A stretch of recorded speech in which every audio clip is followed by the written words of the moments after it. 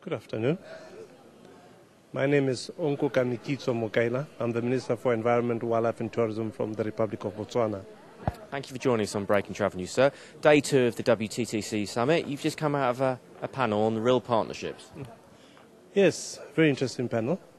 Looking at what it takes to energize economies through real partnerships. And what can you learn from Botswana about that? What are your thoughts? Well, where we started in Botswana was basically trying to get the local communities to get into tourism.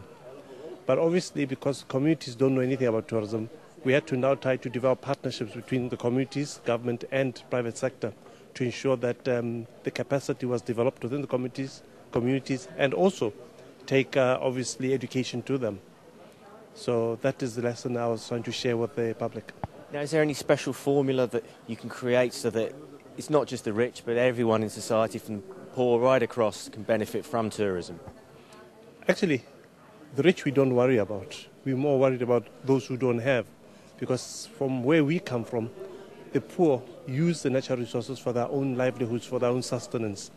Wood, firewood, fuel, building material, that's what they use, natural resources. But if they overexploit, obviously they'll run them out. So what you have to teach them is that they can use them sustainably by getting a benefit out of them. So that's where the concentration is.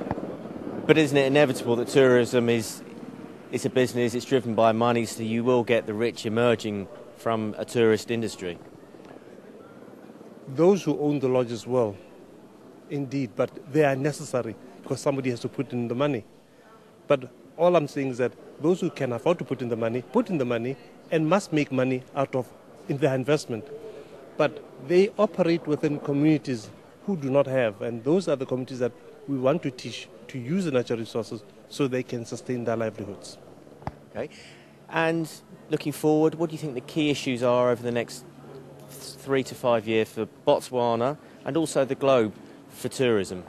For Botswana, obviously, it is trying to grow our tourism base, diversify it, and the key thing probably is going to be access, making sure that we can bring tourists from European markets, American markets into Botswana cheaply, at a reduced price. I shouldn't say cheap today, cheap doesn't work.